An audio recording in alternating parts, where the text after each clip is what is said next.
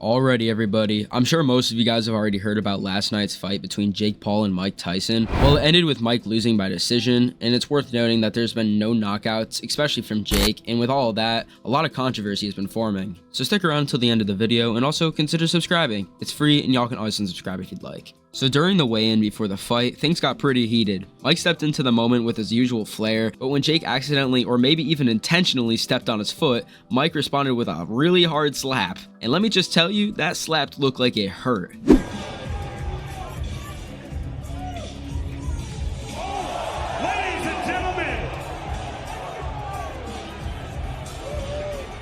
Jake then just brushed the slap off, calling it a cute slap, and then just continued taunting Mike. And don't get me wrong, Mike looked like he wanted to end Jake Paul right then and there after that slap, but he kept his cool surprisingly, and Jake's overconfidence was on full display as he went on to say that he could have beaten Mike at any phase of his career.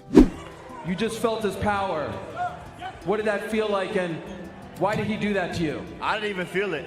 He's angry. He's an angry little elf. Mike Tyson, I thought that was a cute slap, buddy, but tomorrow you're getting knocked the f*** out. I'm f***ing him up, Ariel. I'm f***ing him up. He hits like a It's personal now. It's personal now. He must die.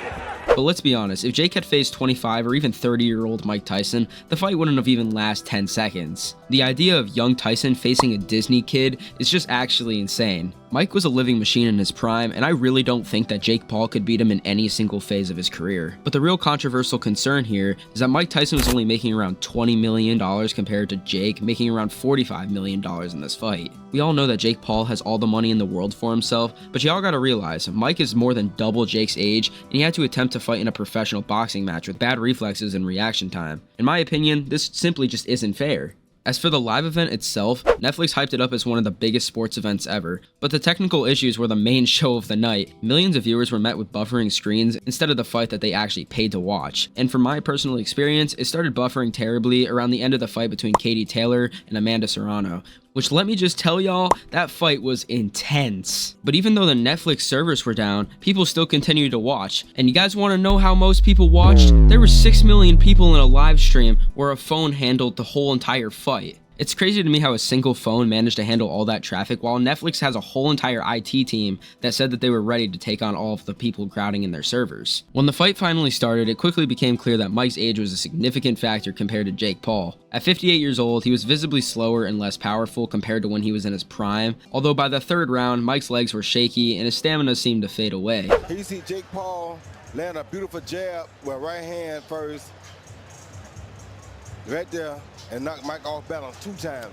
And Mike was highly off balance right there. I don't like how his legs look. Jake, to his credit and an act of respect, showed restraint and avoided going for the knockout, ultimately winning the whole boxing match through consistent jabs. Round 3, Mike seemed to be running out of gas a little bit. You were working the jab really well. At any point, did you start to take your foot off the gas just a little bit because you noticed he was tiring out? Yeah, definitely.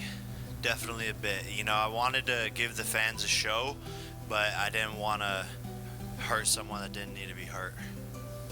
Did you feel Mike's power at all? No. He hit you at 1, and you gave him the tongue. Only because the crowd, got turned up, but it didn't actually hurt. But, I mean, no one's punches have, really hurt. I got buzzed a little bit against Tommy Fury, but that's about it. Mike only threw about 85 punches through the fight, with unfortunately very few landing effectively. And overall, all of the hype and the build-up around this fight was not what the viewers were truly waiting for. But I can't forget to mention that Jake still wanted to fight Tyson after he almost died on a plane, meaning he had to restart all of his boxing training leading up to the fight. Even according to this doctor, he believes that Tyson shouldn't be in the ring at this age. As fighting somebody with a very, very different physiologic advantage. This goes beyond just your skills as a boxer, and it's at the basic root of anatomy and physiology and how your body changes over time. Tyson can't fight that. Tyson can't train that. His nerves, his brain, his muscles are operating at a certain limit based on his age that cannot be overcome. And when you compare that to the power and the speed of a younger fighter, yes, the fighter can decide, Tyson can decide he's okay with the risk, but at the end of the day, the athletic commissions, the medical staffs are there to protect the fighters from themselves. And I don't really feel like these fights should be happening at this age discrepancy. I think seeing him out there was even more justification and validation of that. I will say it looked at the end like Jake was kind of aware of that whole situation and was easing off a little bit because he saw just how slow Tyson looked. After the unfortunate loss, Mike stated, "This is one of those situations where you lost but you still won. I'm grateful for last night. No regrets to get in the ring for one last time. I almost died in June, had 8 blood transfusions, lost half my blood and 25 pounds in the hospital, and had to get healthy to fight, so I won. To have my children see me stand toe-to-toe and finish 8 rounds with a talented fighter half my age in front of a packed Dallas Cowboy stadium is an experience that no man has the right to ask for. Thank you." Despite the lackluster performance, Jake made a good point to praise Mike afterward, calling him the GOAT and the toughest man on the planet. After the big fight, it was a nice gesture of respect, but the reality was clear. Father Time has caught up to Mike, and he's trained hard for this fight, but there's only so much a 58-year-old body can do in the ring. He took the punches like a champ like no other could, and his best chance would have been an all-out offensive in the early rounds, but even that wouldn't be enough. It's very unfortunate and makes a lot of viewers, including me, believe that this whole fight would have been scripted, hence the fact if you look at Mike's training videos, like you cannot tell me that this is the Iron Mike that you guys saw in the ring with Jake Paul.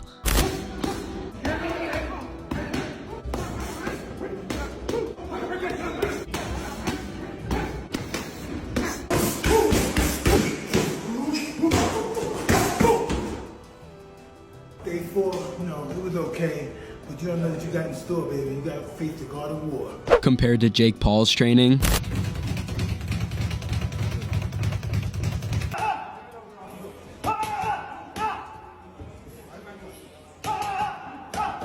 bro, this man can't be real. Also, remember how I said how Mike Tyson was only making around $20 million compared to Jake making around $45 million? Even though that's a massive money difference, I'm sure that Mike wanted to go all 8 rounds so he could farm the most money that he could out of this loser boxer. Now don't get me wrong, Jake did win this fair and square, and now people are thinking that Jake's new opponent may be Jimmy Carter at the age of 100 to a boxing match after beating Mike Tyson. Yeah bro, this is absolutely wild. Speaking of Jake's new opponents, at the end of the fight, Mike said that he would be down to fight Jake Paul's brother Logan. And of course, knowing the egos that the Paul brothers have, Logan said that he would kill Mike in the ring. What does your gut say right now? Is this possibly the last time for you? I don't think so. You've got more in you. Who comes to mind? Well, I don't know. Maybe his brother. You want to fight Logan? Logan, I think he said you might be next. I'll kill you, Mike. No, please, no. Yeah, let's not forget about that one fight where Logan couldn't even knock the dude out while just standing still.